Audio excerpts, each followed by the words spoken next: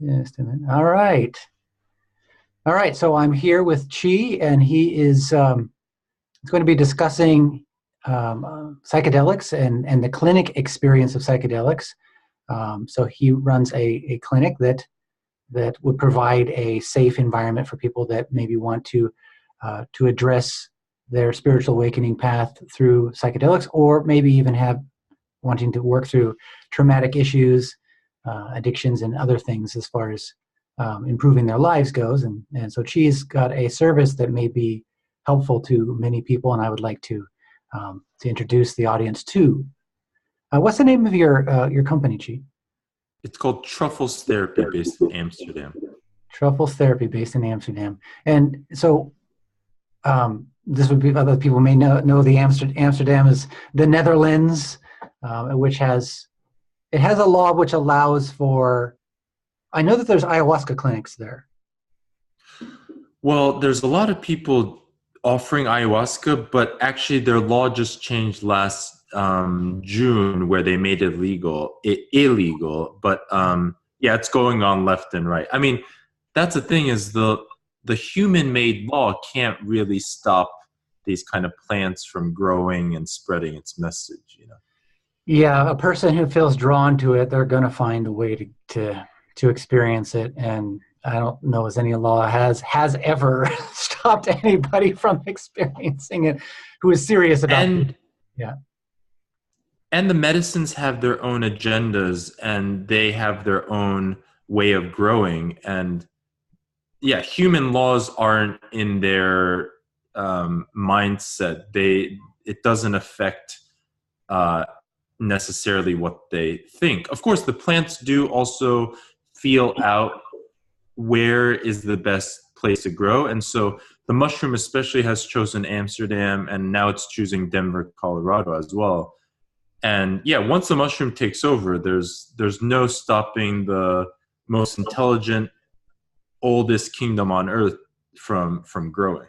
Okay, so there's a whole bunch of depth here from what you just said that we've got to kind of unpack for people. Right. Coming at this from a very different perspective that maybe many people might not be familiar with.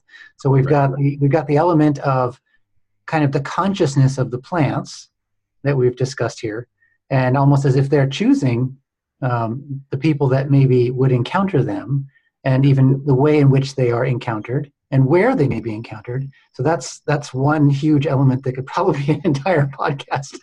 That could be a series of books. A series of books easily, yes.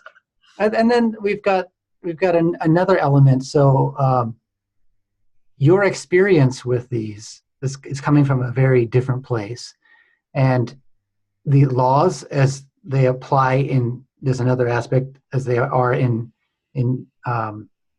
Amsterdam about ayahuasca being illegal versus psilocybin still being legal. There's another aspect that we need to deal with. So there's a whole bunch of, so take your pick. But first, if you can introduce your full name. Right. Yeah, my name is Mitsuaki Chi. I go by just Chi. I've been going by that for the last, more than half of my life, about 17, 18 years now. And I was born and raised in New York and went to Arizona for high school, college, and then have just been in and out of the US, mostly Arizona, California, and then traveling all around the world to just find myself. Most of my 20s was just completely lost, no purpose, just striving for something, just striving, because that was the karma of the body and the mind. And and then now I'm in Amsterdam. I've been here for about 7.5 months, and it was really just a calling from the universe, or the mushroom, the psilocybin. And I mean, for me, this calling has just been so powerful that it's such a reality. And it's such a beautiful thing to be called by whatever it is, nature, God. There's no words to put into what calls. But yeah, and I personally, I wish everybody to understand and feel this calling, because it's something from beyond this world. And yeah, so that's a little bit about me. All right. And so then we talked a little bit about Denver, there's a hint that something we're going to get into. So for listeners who are not familiar, right now there's psilocybin legislation that's being considered. There are various petitions to get, for example, Oregon to legalize psilocybin clinics and remove the criminal punishments or lessen the criminal punishments for personal carrying of psilocybin or usage. So if a person, for example, were to have a legal, if a person were to have a normal amount of psilocybin that a person would actually probably use, you would never have it would not be a felony offense. Whereas before you would go to federal prison or something like that for breaking a Schedule I law. This is only in the state of Oregon as far as that law is concerned. Right now they're collecting signatures, and if I recall, they need 120,000 signatures. I don't remember what the number was exactly in order for that legislation to be put on the ballot to be voted for in the next election. I think the Oregon one actually, it's called the Psilocybin Service Initiative, and their idea is to allow whatever licensed professional or whatever professional, they haven't really clarified it, I think, for purpose. They want to allow people to offer these as medicines, basically, to heal depression, anxiety. And so their initiative is called PSI 2020. So they're hoping by 2020 they can gather these statewide signatures, this initiative. Whereas in Denver, it's actually a citywide initiative that they gathered in January. They turned in more than enough to get it on the ballot for this May. And so this May, actually, which is amazing, it's only in a couple months. 2 months down the road, sure. Yeah, the voters of Denver are going to be deciding whether they or not they want to decriminalize psilocybin and make it the lowest law enforcement priority. So basically, it's not legal, but no one's going to come after you for any reason for using it. So it's not actually directed towards making clinics. It's just really it's just taking the pressure off of psilocybin usage. And the Portland, they are really shooting for more clinics. Yes. Yeah. And whereas Denver is more like, Denver is where marijuana started. So let's just let people use it. That's the idea. Whereas Oregon is going more the cautious, let's control it a little bit more. Yeah, they want it structured, and they want it to create a very safe environment. Totally. Actually, if I had to choose between the two, I think they're both important, and they're both. But if I had to choose between the two, I would prefer the Oregon approach, just because from my own experiences and through my own research writing the psychedelic path, although psilocybin itself is far safer than even like coffee or aspirin or anything like that, as far as a chemical goes in terms of how it interacts with the body. There are other ways of suffering besides physical harm, and also you can actually physically harm yourself because the brain itself, while we're in the state, is doing things that we would otherwise maybe not be doing. So it's good to have a sitter. It's good to have, if we can do it with a professional who's got a staff and has a setup that creates a very safe and structured environment in a kind of tried and true method to get you where you need to go within the journey and help you to debrief it afterwards and have some aftercare. I feel that in the long term would help a lot more people, especially people with addictions, because addictions are really just covering over a lot of a sense of meaninglessness in your life and inner hurts that haven't been dealt with. And so they've got a lot of baggage. And as you know, psilocybin is it's going to take you, it's like a hot knife through butter as far as baggage goes. It's going to take you very, very far, very rapidly. And it might not all be pleasant, the experience. So having a supporting environment and kind of crew to be there and help assist in the process can be very, very beneficial, which is not at all what I did. Not at all. I just, it wasn't legal here. There was no way to do it in really an organized structure. There were no clinics that I knew of. So, I felt called too much, as you said, the psilocybin calls. And I just did it. And it could have turned out as a disaster quite easily. And it does for some people. So Yeah, go on. Yeah, and that's why it's so important to realize how crucial set and setting is. So the preparation going into it, the mindset, the intention, the humility, the respect, that's a set, the mindset. And then the setting is the environment in which we do it. So the best is either in a quiet room where we can express our emotions, cry, laugh without any filter. So hopefully no neighbors, no roommates, no parents around. Um, and also or out in nature where we can be with the birds and the ocean or the river and the forest and the mountains. So yeah, in both cases it's best to be in an environment where there's fewer people than more people, for sure. Yes. So can you talk a little bit about the environment that you provide? So we rent out places in nature. We have a list of basically the best Airbnbs and HomeAways and just these short-term rentals, and they're anywhere from 30 minutes to an hour and a half away from Amsterdam. And our criteria are a big living room where people can have their journey, where we can lie down a mat and we can put on really beautiful spiritual music and eye shades.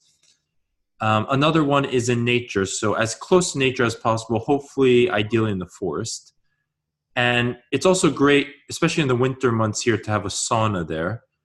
Um, and very far from neighbors, so as secluded as possible. So those are sort of our criteria. And of course, it's hard to get it perfect every time because we are dealing with a very competitive real estate market, and the best rentals go sometimes months ahead of time. So we have to work with what we have at the moment, but usually it ends up being fitting a lot of those criteria. And yeah, and then we just, from the moment someone comes into our lives and applies to the moment they leave, and even after they leave, they're basically, we really put all our love and care and energy into ensuring that this person has the best experience possible. And we like to think that this is about the safest set and setting you're ever going to have, is 3 trip sitters going out with you into nature and just providing all the basic material needs so that you can just focus on the internal journey. That's beautiful. One of the things that I've noticed through my own research and to some extent my own experience. So I took my first organized experience. Actually, my first psychedelic experience was in the Amazon. So I went down there and went to the jungle with a group of people, and we met a shaman, and he took us through the experience.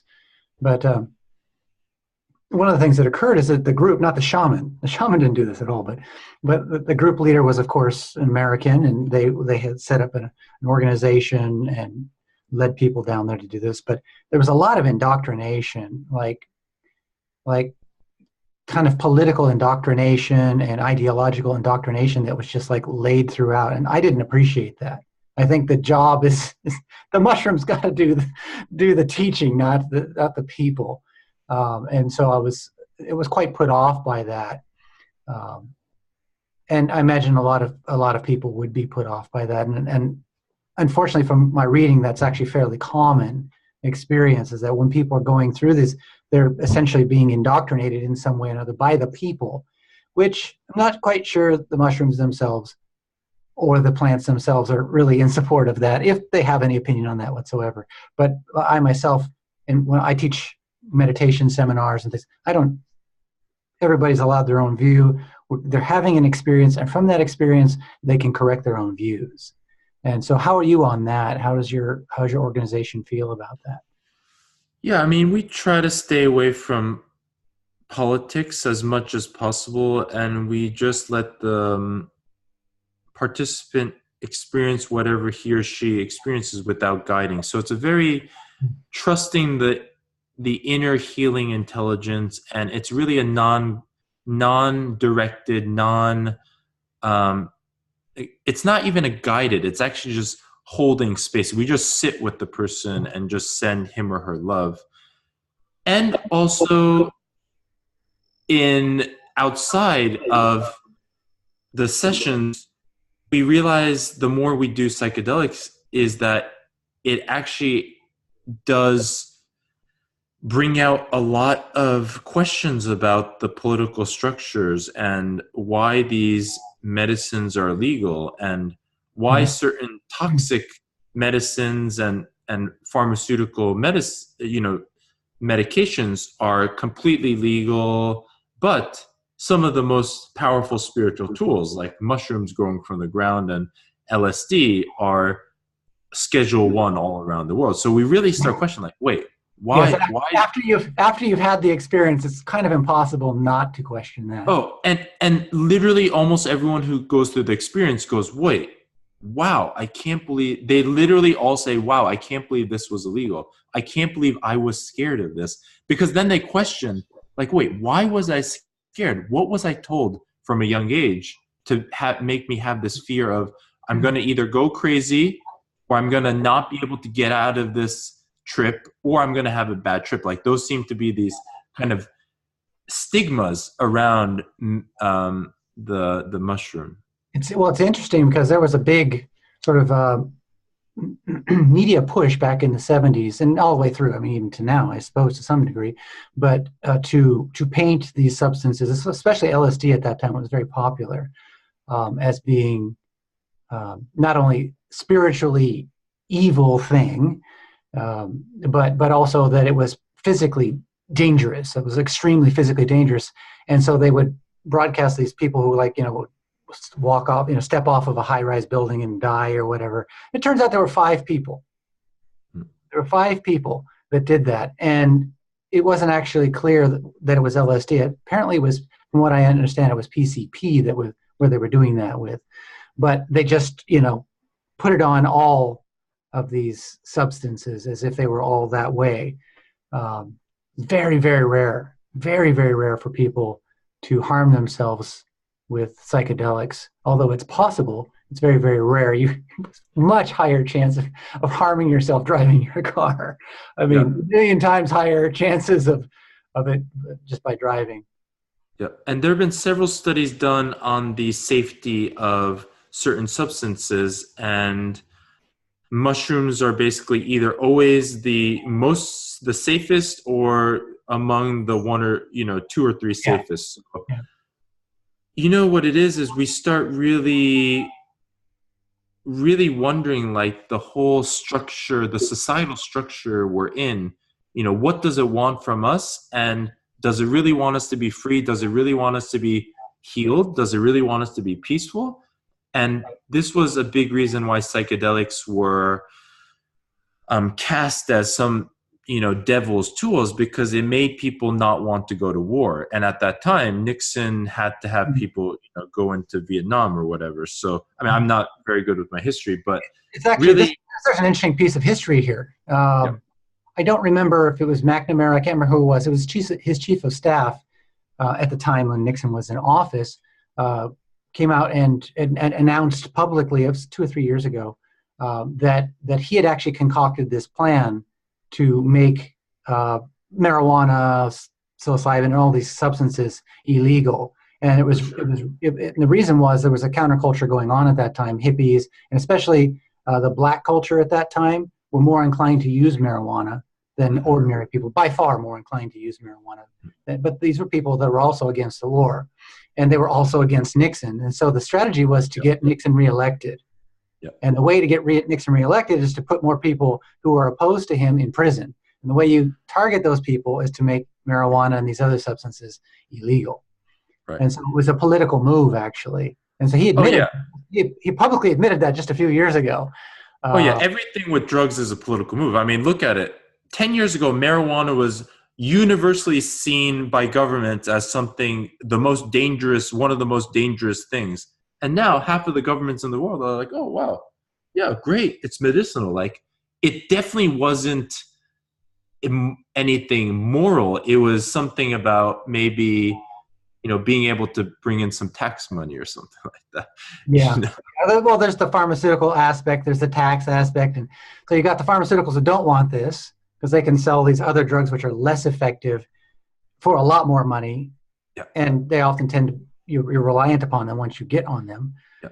Whereas psilocybin, of course, it is proven to be non-addictive. It has very little, if any, negative health effects. Yep. And you could have a mystical experience that lays out your life for you and shows you very clearly in a way that you cannot deny. And it can heal depression. It can heal depression. 80% of people who have mystical experiences who had depression going into it, it's gone.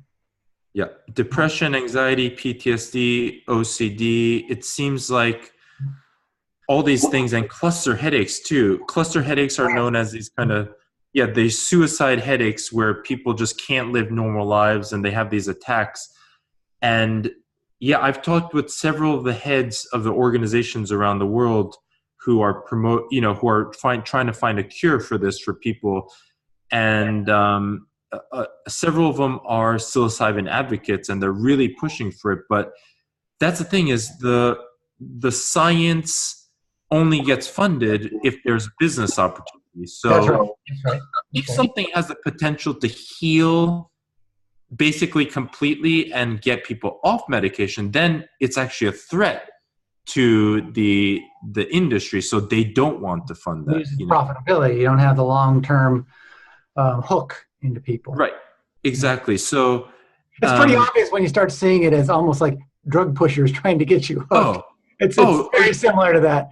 Oh yeah. And I think when we really feel for the people who are part of the opiate crisis, and we're all part of it because we're Americans, but if you watch some of the videos of people suffering from these addictions, from fentanyl and heroin and Oxycontin, I mean, their lives are destroyed by this kind of white powders and white medicine. And fentanyl is legal and Oxycontin is also legal too. So it's not legality that legality and harm have nothing to do with each other.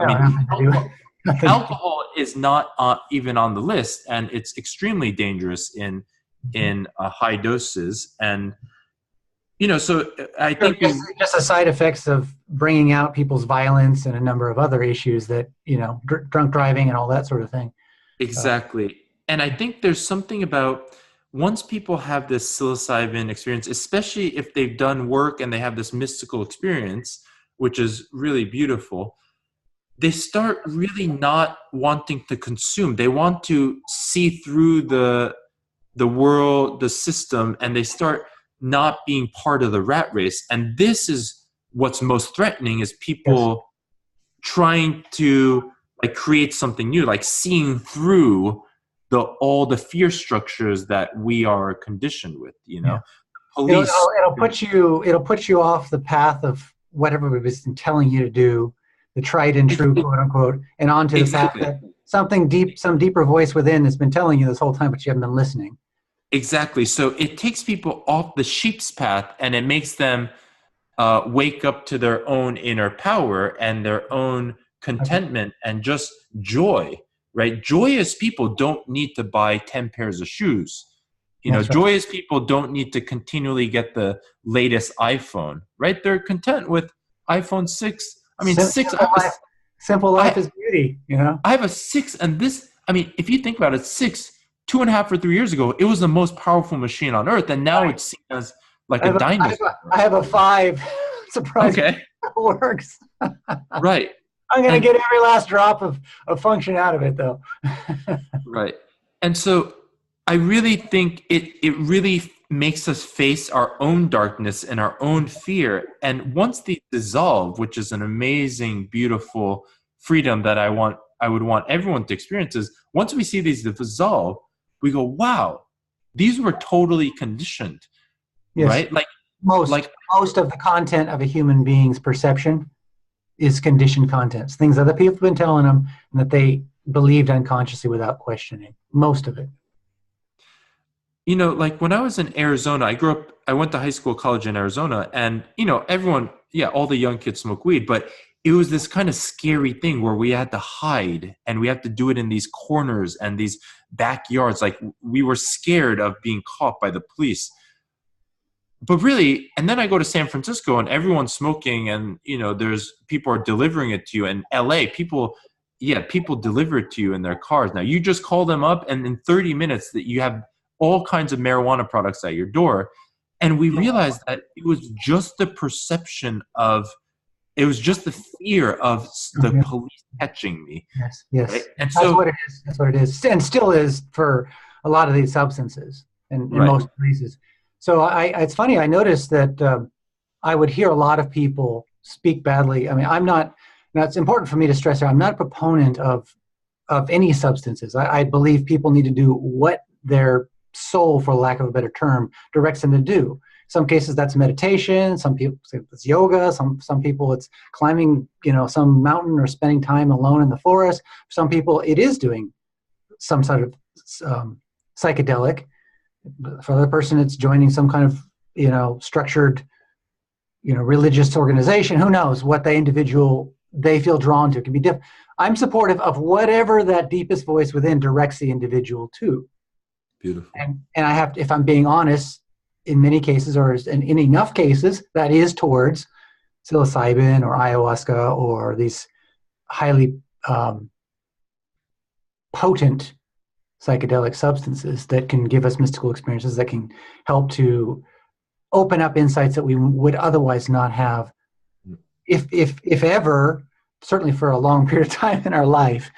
Totally. And so I'm not really a proponent of these things. I don't want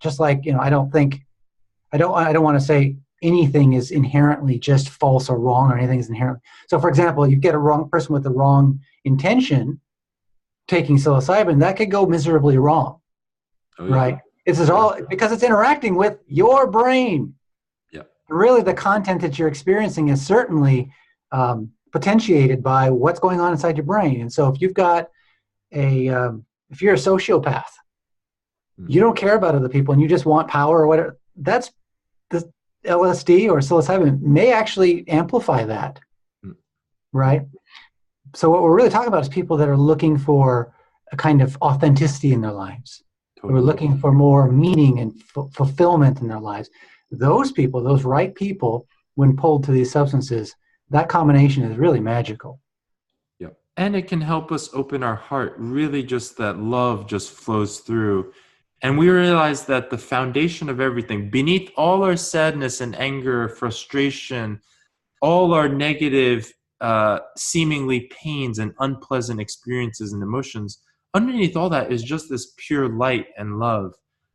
And I think once people have a glimpse of that, even if it's for a very short time, they go, wow, they always can remember that and have positive memories associated with that.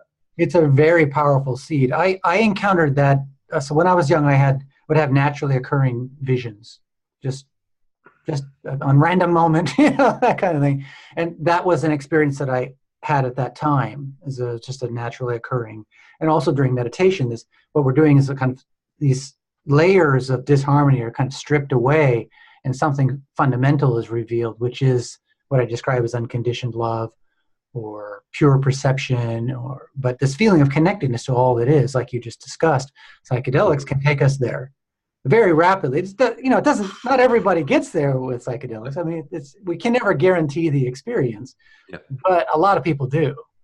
Right, and I think it's really important that psychedelics are a bigger part of this kind of path towards love and openness and authenticity. And it's not a magic bullet. It's not something we can extract something from and then keep the rest of our lives. It's really just transformative from the inside out, and it makes us rethink our thoughts and our habits, and it really shows how we're aligned in some places and then misaligned, and it really makes those misalignments, like, we can feel the pain that comes from it and the tension. And so more and more, it's just nature aligning itself to the truth. And we realize that we're nature, and that, we just have to realize the truth of that, and to realize the truth of the impermanence of all life. And then we realize that we came from the ground and we're going to go back into the ground. So while we're on this earth as this while we're carrying along this body, we got to have some kind of purpose and direction that's towards something good and beautiful instead of towards like chasing money, for example. Yeah. Yeah. Something fulfilling, truly spiritually fulfilling. Yes. Totally. Yeah. Now, I wanted to take you back to, since we still haven't unpacked everything you discussed in like the first two sentences of our interview here. But one of the things that I wanted to go back to, so you had this perception, and I've had this perception as well, but I think it's going to be very foreign to a lot of listeners here. And the perception was that the plant is choosing its expression, who it connects with and where it connects, and as if the plant has its own decision-making capacity, and it's sort of, it's almost like pulling the strings on the puppet of the world or something like that, right? Can you go into that a little bit more? Yeah. I think most people are aware of Michael Pollan. He wrote How to Change Your Mind. And he also wrote this book before, which is called Botany of Desire, where he talked about, I think, the tulip, the potato, marijuana, and apples, and how these, these species actually use human beings to propagate themselves.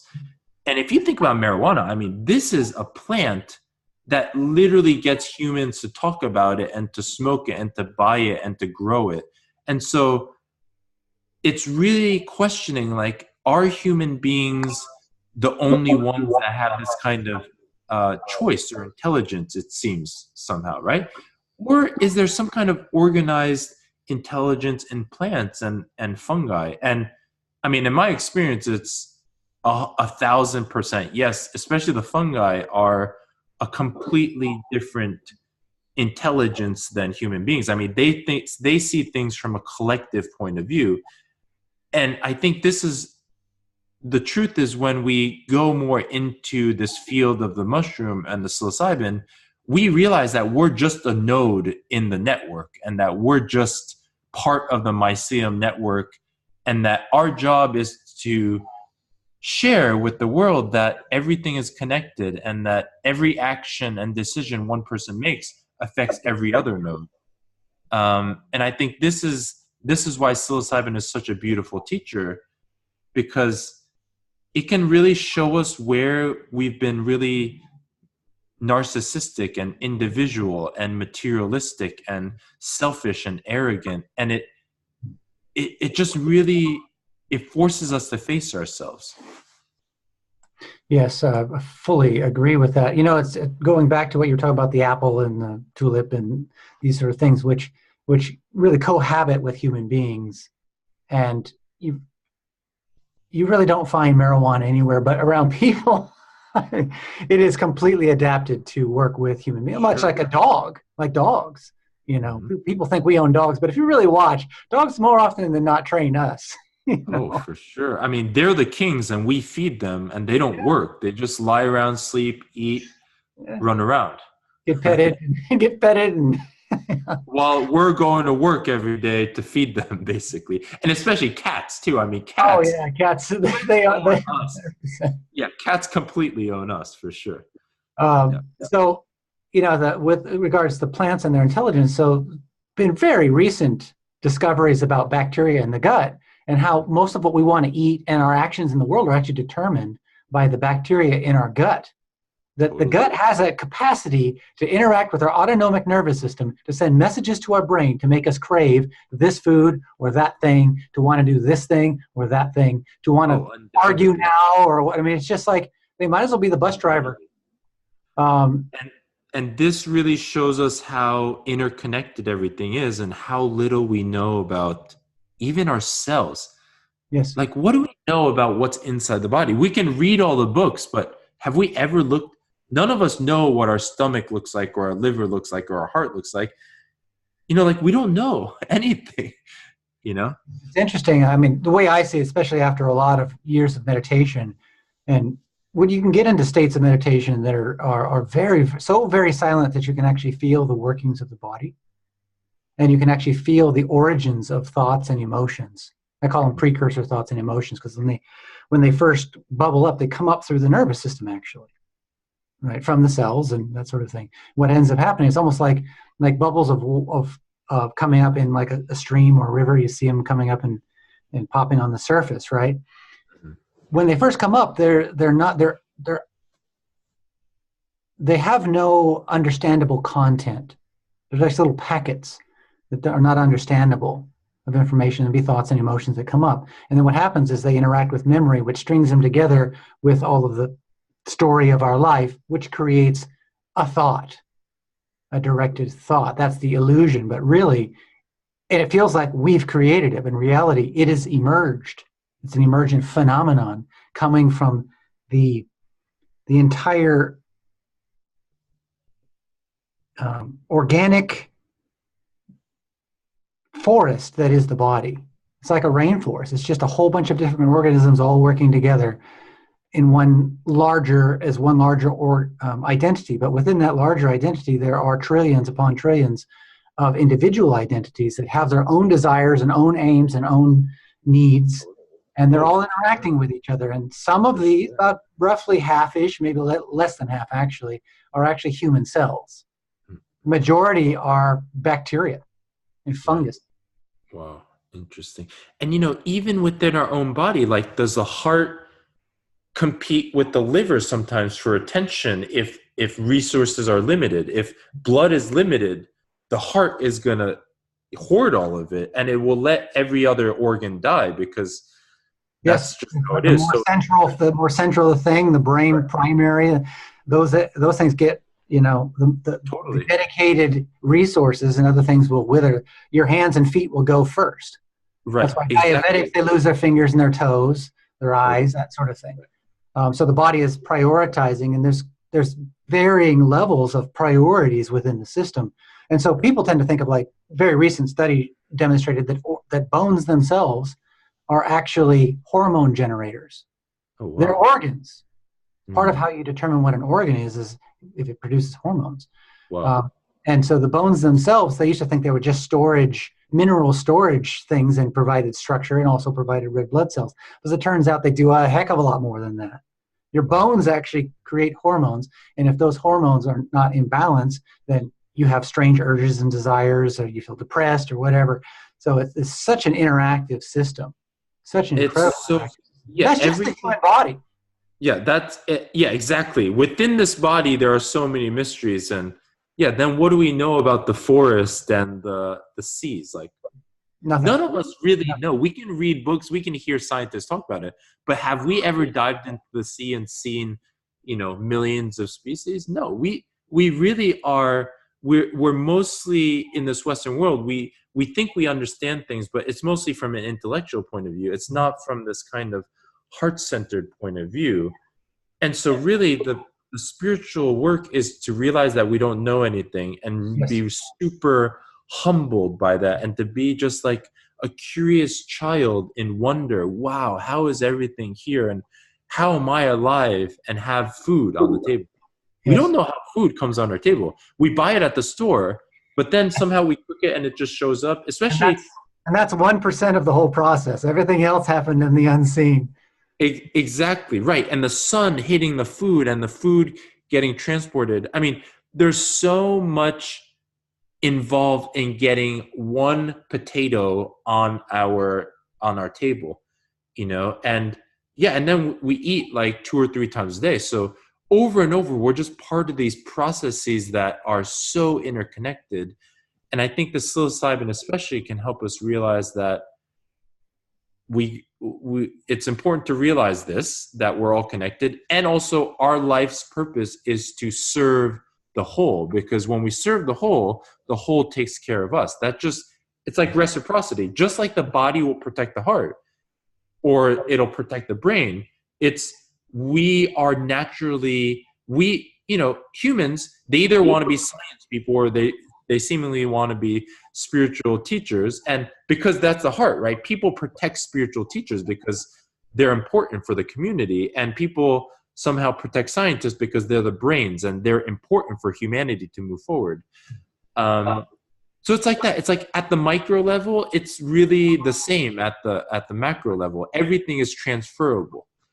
Yes, absolutely right. And I think one of the things that psilocybin, ayahuasca, and these other psychedelics, especially psilocybin and ayahuasca, I notice have this effect is that, as you described earlier, it will reveal oftentimes the degree of arrogance, the degree of assumption, the degree of false concepts and whatnot that we hold. And sometimes it's frightening because we find out that 98% of everything we ever thought and believed is utter bullshit. Most of what we think to be true, we find out is just like, and the way it does it, at least in my case, the way it did is it just shows you these different perceptions and angles so that you can't help but to question it. When you do, it all just starts to unravel. It just unravels. And you're like, oh, that was thin air. Yeah. And then you're right. And then we start seeing things from birds' perspectives and animal perspectives and fish perspectives and tree perspectives and mushroom perspectives coming up and dying and then up and then dying, And yeah, like trees, how many winters do they go through in their lives? Just they die and then their leaves get born again. And it's like that.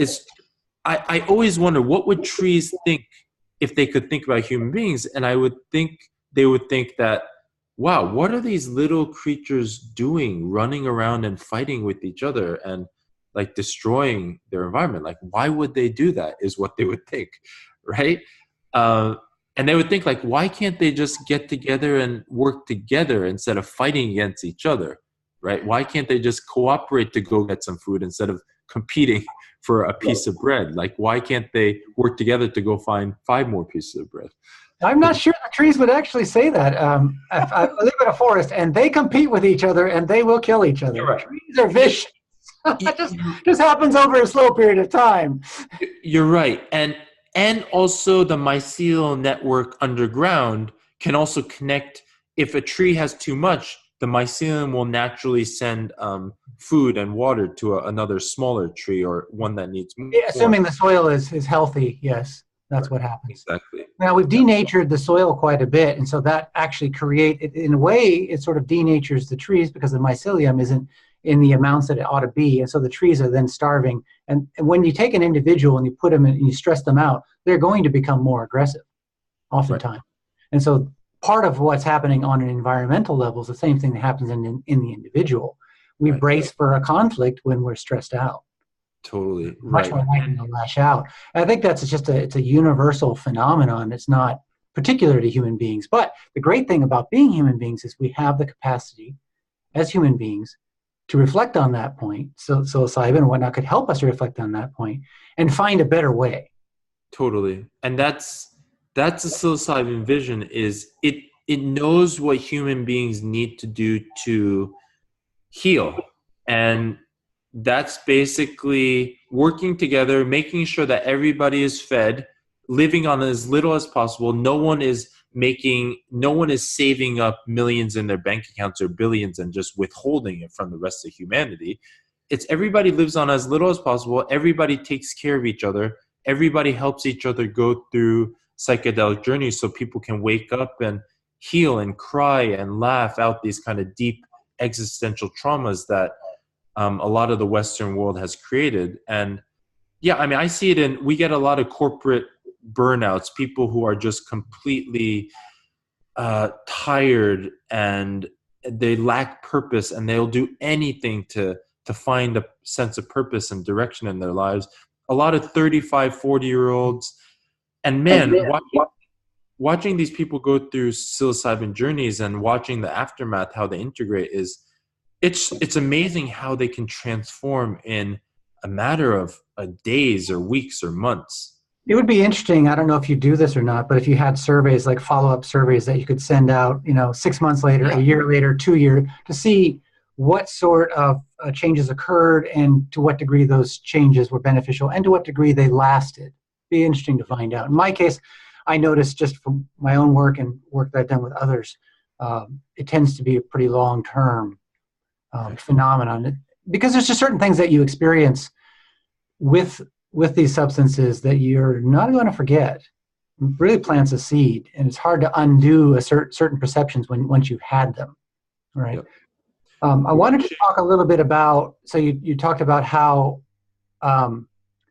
the the mushrooms, for example, might potentiate a simplified life, right? And so I wanted to talk a little bit about that for viewers that don't get what you just said. I mean, why wouldn't you want to have lots of cars and a big mansion? Well, that just sounds fun. And from my own experience as years of meditation and being far along in the awakening process, dedicating my life to that, what I've noticed is as you do this, you're just satisfied with less. You just really, and so long as what you're doing, your expression in the world is directed towards that deepest inner voice, and the expression of that, every moment becomes deeply fulfilling and meaningful. And playing a video game or having $1 million just starts to sound really kind of a ridiculous waste of time, right? As long as you have a shelter and food and some healthy relationships, it's all good. It really, we have certain drives as humans, and sometimes our drives get conditioned to think that one thing is good, like money, and then all our drive is to go get that. Yeah. Whereas really human drive and potential can be used for healing and expansion and community. And we don't need $1 billion. We just need a roof over our head and food. Of course, it's great to have money, but in excess, it's just a waste of time. If you have $1 million and you're living comfortably, like, why do you need 10? And then why do you need 100? It just seems, part of this is what you were talking about earlier. It's that whole arrogance crushing aspect of the psilocybin. So human beings have two aspects. We have one that's kind of a direct perception, experiencing life fully. It's going on all the time, but there's layers over top of that of the mask. And most people are caught up in the mask, and the more money we have, the more social influence we have. The more people are looking at us and thinking, ooh, he must be so happy. And even though we're completely a disaster, but we can create the illusion of that, right? And that's really that's what people's, that's where a lot of people are coming from, is this, they're caught up in the mask.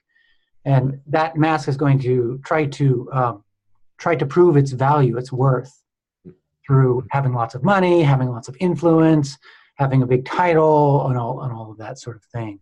Once we see through the mask, then it's like, oh God, it's this huge weight is lifted off. We don't need any of that anymore. Totally. All we gotta do is just be authentic, Yep. And burnout happens because people wear masks for too long, and it's so much energy to put it on every day and then to just be exhausted when you're going home. Mm-hmm. And it's like that feeling that authenticity is worth anything. And it's amazing to have money. It's amazing to have abundance, and we're always appreciative of what we have. And also anything extra, we do our best to put it back into the community, because instead of having $1 million in my account, I could use that to, create beautiful experiences and create spaces for people to gather for provide services like you're doing. Yeah. And and our whole vision is to do by donation psychedelic retreats, just like the Vipassana people do it at Dhamma.org with S.N. Goenkaji. And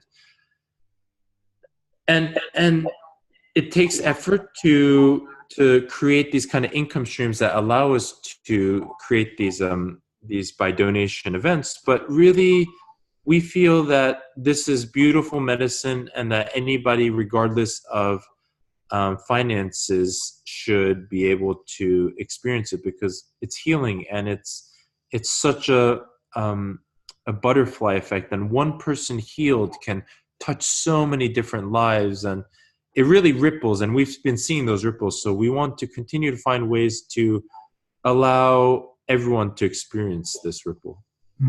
Yeah, that brings me. So what, for the audience, and maybe some people that would be drawn to your service, what could they expect? How big are the groups? What kind of services do you provide? Do you have individuals, services?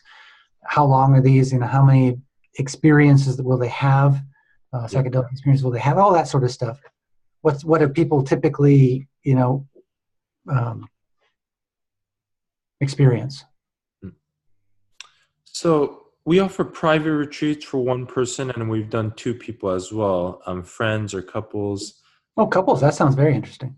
Yeah, it can be beautiful, healing experience, and then we also do groups as well. I mean, we're really flexible because we have a team of 12 now actually working on creating these experiences for people. And so we can create any type of environment for any groups up to 25, basically, from 1 to 25. We want to do family retreats in the future where, families who want to, it's like a family reunion with psilocybin. And I can, the vision is so strong that comes from the psilocybin. It just wants to see happy people, happy families. So we do everything we can to create the spaces and to provide the safety so that people can feel vulnerable to surrender.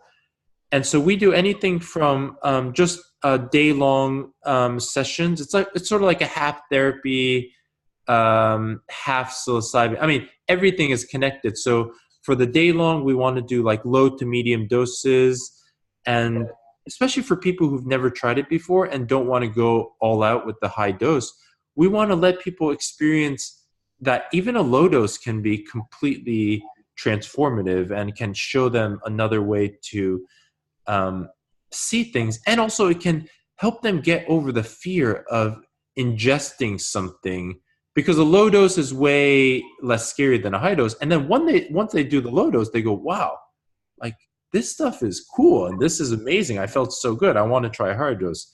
So we really work with where people are at. What would be the equivalent? What would be the gram weight of a low dose? Yeah, a low dose could be anywhere from like a gram. That you would administer, Yeah, like a gram to like a gram to a medium would be like 2.5 grams probably. Yeah, depending on the size of the person, the history. There's so many factors that go into it. So a heavy dose would be like 3.5 or something like that? Again, that differs. For me, a heavy dose is like 9 or 10. But yeah, for most people, 3.5 is going to be an amazing experience. And also at the higher doses, it's a completely different ballgame. 10 grams is completely different than 3.5. Sure. Yeah, you're going to be dealing with a totally different element of experience. Oh, yeah, and it's beautiful, and not everyone's ready for it. And for those who are ready for it, I highly recommend doing it in a safe environment with the sitter, because, yeah, it's completely transformative. Like if we're really at the point where we have money, we have nothing else to do but to really look inside and to question ourselves and to heal and to find some kind of purpose, there's nothing like a high-dose psilocybin journey to kickstart that process. In my experience, someone came to you and they've had some psilocybin experience, or maybe it was their first time and they said, I really want, the full Monty, I want a heavy dose. Would you do that for them, or would that be something you wouldn't? Well, it really depends on their how healthy they are mentally and how much of a support system they have, and what kind of meditation practice they've had. If they're coming in purely from party recreational mode, we're never going to give them that high of a dose. But if they're meditators and they're ready and they know how to deal with their emotions and they're not going to freak out because they feel rage or sadness or like existential crisis, yeah, then the more meditative the person is, the more willing we are to go with the higher dose. And the less stable someone is mentally, the more we're inclined to give lower doses. Sure, that makes sense. Or no dose at all. There's a lot of people we turn away because we wouldn't feel safe. It would be too risky for us to give someone a dose if they're not mentally stable. In fact, that's something I'm doing right now so I've got a book out called The Psychedelic Path. I'm writing the second edition. And part of it is to incorporate more information about the clinical experience and trip sitters and all that sort of thing, group experiences and that sort of thing. But also really getting into how meditation itself potentiates and provides a potential for a deeper, clearer psychedelic experience, something that's really overlooked by people. Especially people in the psychedelic community, oftentimes don't recognize how these two work very synergistically together, right? And if Yeah, you're a deep enough meditator, what you will find is that you are completely lucid in the psychedelic experience. And then it's a symbiotic relationship within the experience. You're not just getting stripped along.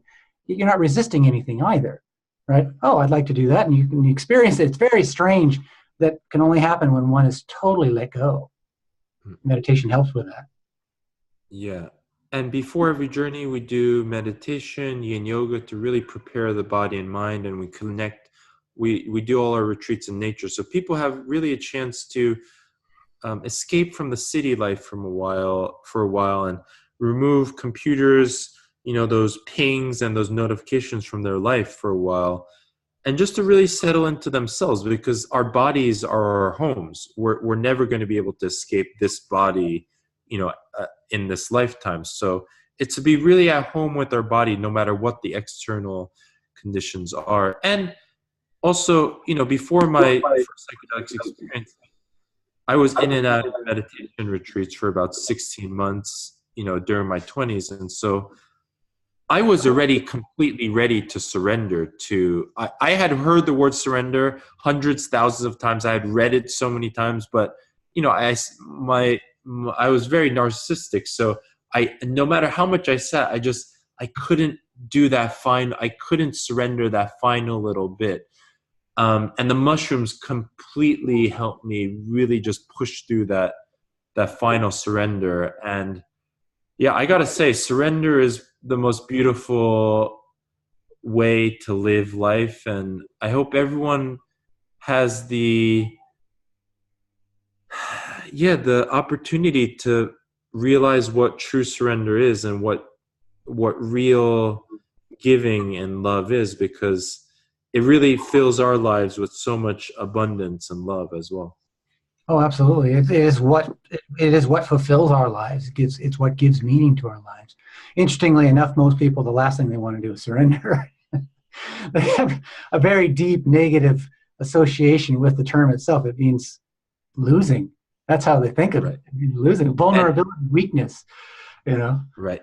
And behind that, there's something grand, Yeah, it's letting go of the candy so you can have the gold. You can't have the candy and the gold. So, but most people don't know they think the candy is gold, so they would never want to lose that. But I think once we start realizing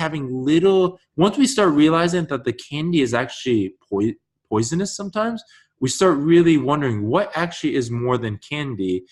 And at that stage, once we start getting some glimpses of what the gold is, we realize, wow, the more we let go of the candy, the more the gold shows up in our lives.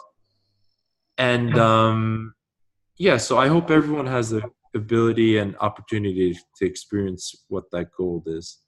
Yeah, that sounds beautiful. Well said. I wanted to ask you before we sign off, because I don't have to be moving on soon, but I wanted to ask you, what would be some of the contraindications, things that health issues and whatnot that if people have, they ought to avoid psychedelics?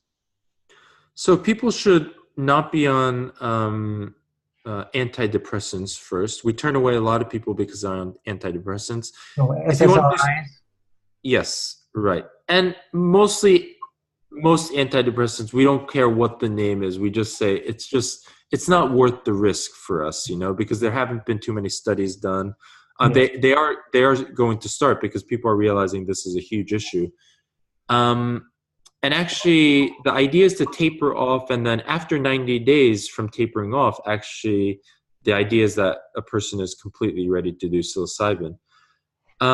Anybody with the family history. Real quick, just to let people know, sometimes people don't really get what you're saying there. I mean, it's a warning. It's almost like the warning on a cigarette box. It doesn't really provide the impact. So SSRIs elevate serotonin in the brain. Right. And so does psilocybin. And you can have too much, and it can create what's called serotonin syndrome, and that can kill you.